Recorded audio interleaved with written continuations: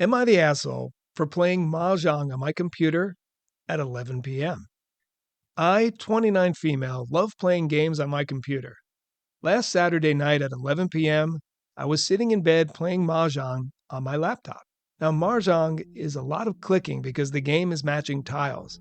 I have no other noises going on in my apartment. No music, no TV, no talking, and my computer volume is muted. Yet my downstairs neighbors started complaining about hearing the clicking of my mouse pad. They shouted through the ceiling, "Can you do this tomorrow?" Or, "Bro, you've had all day, why are you doing this now?" And even, "Can you effing stop?" When they started pounding on the ceiling is when I finally gave in. Didn't even finish my game. We live in a really old 3-story house turned into 3 separate units. I am right in the middle. I don't know how sound carries through to their apartment, but maybe it's loud.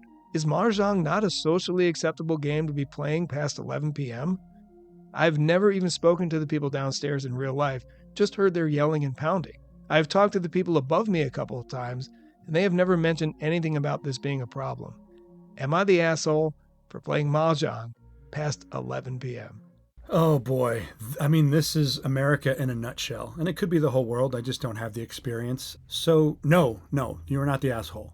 Whoever lives downstairs just cannot come to terms that they live in a city with other people.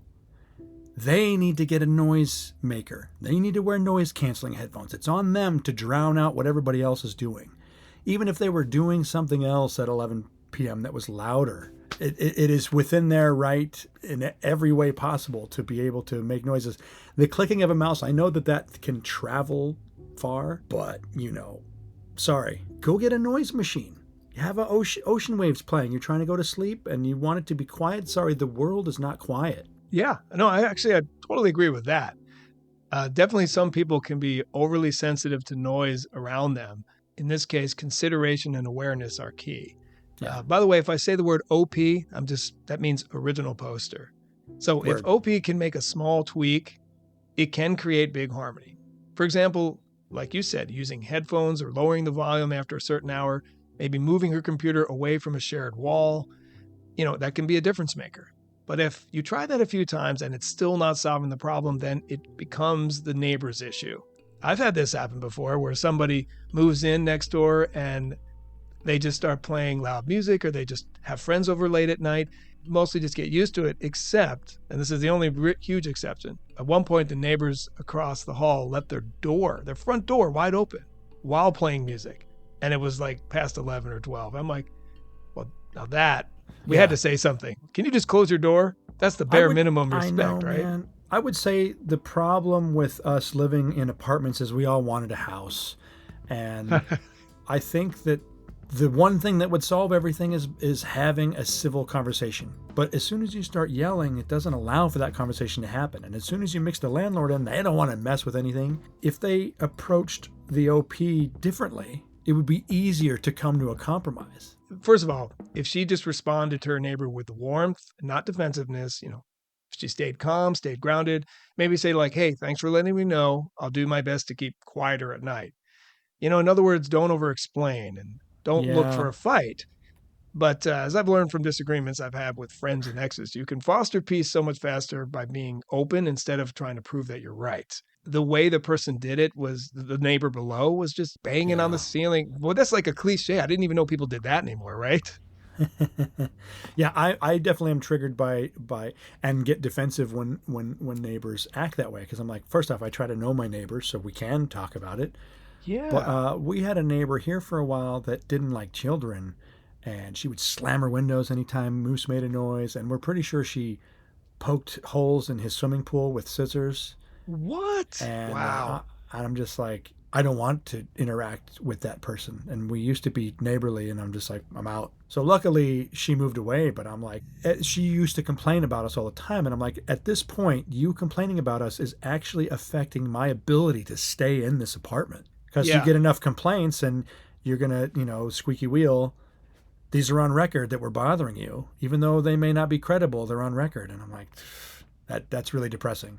Yeah. I mean, look, when you have a child, obviously there's going to be some noise. That's just the way that is. And if somebody feels that they can't live in close proximity to that, it's really on them at that point. I mean, because I'm sure you're doing the best you can. And if someone came to you and said, hey, this, that, I'm sure you do the best you can.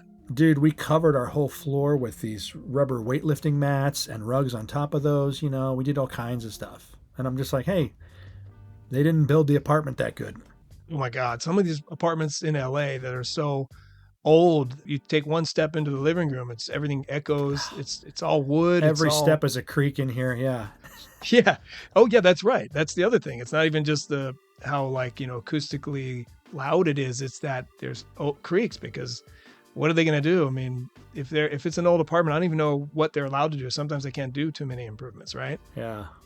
So, living consciously sometimes means making a simple tweak or two. Doesn't have to be a dramatic compromise, but like we said, if after you do your best to try and mitigate the circumstances, then the solution always shifts back to the person who's complaining. My bark is louder than my bite. You know what I mean? Because I'm like, I also am the type of guy that will get out of someone's way in a bar and they'll run into me and I'll apologize. Oh, sorry.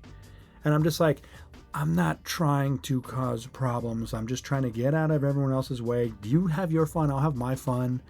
I don't like confrontation, but I also am upset that I am that way. I don't want to. I'm not good at confronting in that moment.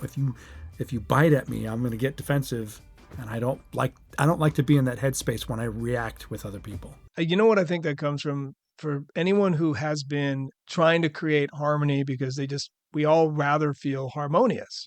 If you're healthy, you'd rather have a good synergy and harmony with people. But if that turns into like being a doormat and always compromising to let somebody else, who clearly is just charging through and like somehow like you're in my way, and if you overcompensate, then I think that sort of, when you think about it later, you're like, look, I'm not trying to stand in anyone's way, but I don't want to be somebody's doormat either. Yeah. Yeah. So I was going to read you a comment. How thin are the walls in your apartment? If your neighbor can hear your computer clicks, imagine how they'd react if you were watching a war movie. They'd think the neighborhood was under attack. I mean, that's what we're saying. It's living in cities. If the minimum wage or just the job market was fair and billionaires didn't make all the money, we'd all have homes. So we could all have homes. We could all have homes. We're gonna